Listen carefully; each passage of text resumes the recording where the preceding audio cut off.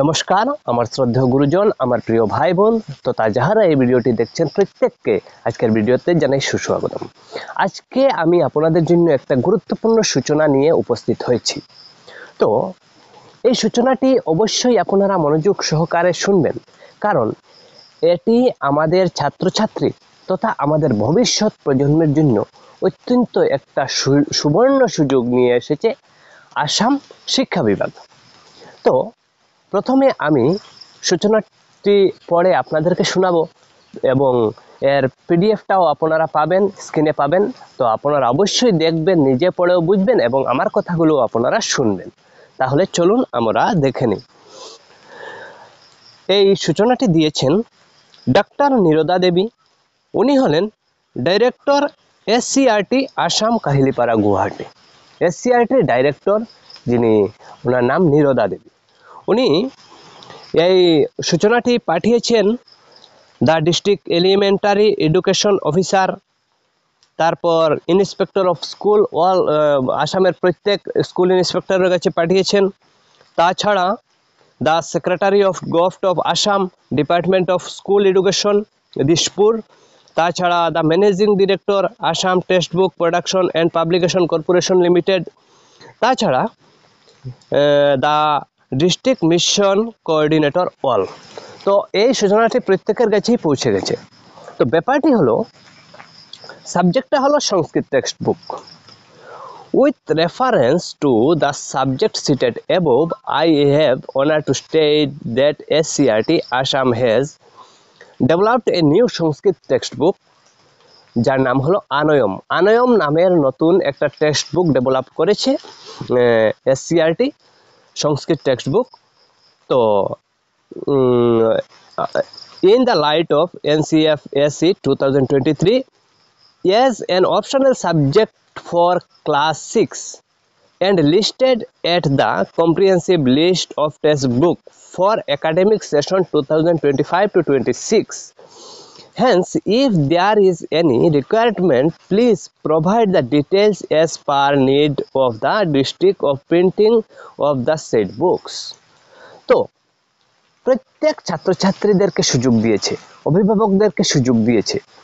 যদি ছাত্রছাত্রীরা সংস্কৃত পড়তে ইচ্ছুক হয় তাহলে অপশনাল সাবজেক্ট হিসাবে ক্লাস 6 থেকে সংস্কৃত নিতে পারবে।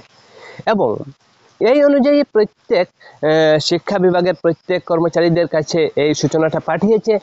যদি ছাত্রছাত্রীরা উৎসাহ থাকে একটা লিস্ট বানিয়ে দিবার জন্য, তাহারা বইটা প্রিন্টিং করবে এবং প্রত্যেক স্কুলে স্কুলে পাঠিয়ে দেবে। সংস্কৃত ভারতীয় সভ্যতা, সংস্কৃতি তথা সনাতন ধর্মকে জানতে হলে সংস্কৃতটা জানা অত্যন্ত জরুরি।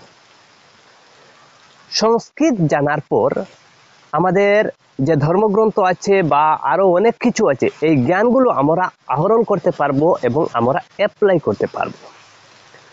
তো আমরা দেখি সনাতন ধর্ম ছাড়া আরও যে বিভিন্ন ধর্মাবলম্বীরা আছেন, তাহাদের নিজের ধর্মপুস্তক সব কিছুই পড়ে থাকেন এবং তাহারা যেন তাহাদের ধর্মপুস্তক পড়েন শুধু কিন্তু তা নয়, তাহারা যে আমাদের পাঠ্যপুস্তকের যে বইগুলো আছে এগুলোই অত্যন্ত ভালোভাবে পড়ে থাকেন এবং তাহারা অত্যন্ত জীবনে সফলও হন। কিন্তু আমরা ধর্ম পালন করতে গিয়ে কি করি? শুধু পুজো পার্বণ করি, কিন্তু আমাদের যে ধর্মগ্রন্থ আছে এই ধর্মগ্রন্থগুলো পড়ি না।